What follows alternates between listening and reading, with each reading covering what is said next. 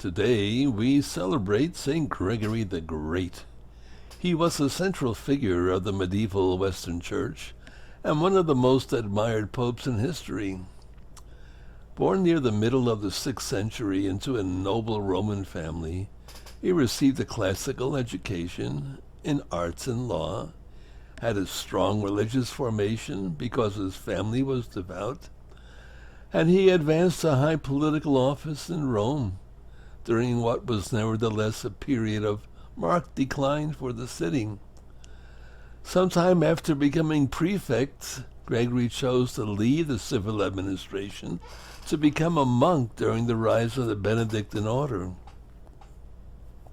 After 3 years of strict monastic life, he was called personally by the Pope to assume the office of a deacon in Rome.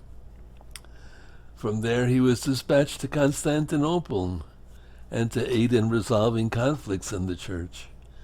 Returned to Rome in 586 after 6 years of being the papal representative.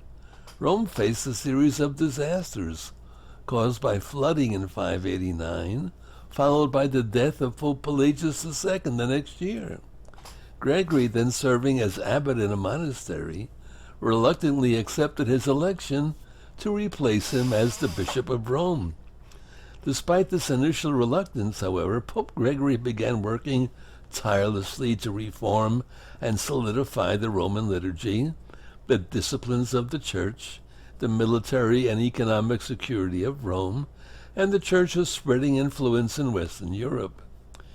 As Pope, Gregory brought his political experience at Rome and Constantinople to bear in the task of preventing the Catholic Church from becoming subservient to any of the various groups struggling for control of the former imperial capital.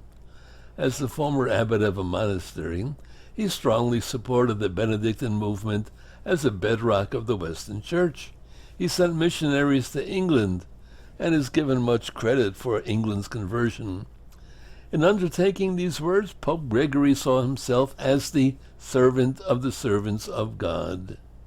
He was the first one to popularize this title, which referred to Christ's command that those in leadership should be the last of all and the servant of all. Even as he undertook to consolidate papal power and shore up the crumbling Roman West, St. Gregory maintained a humble sense of his mission from the time of his election until his death in 604.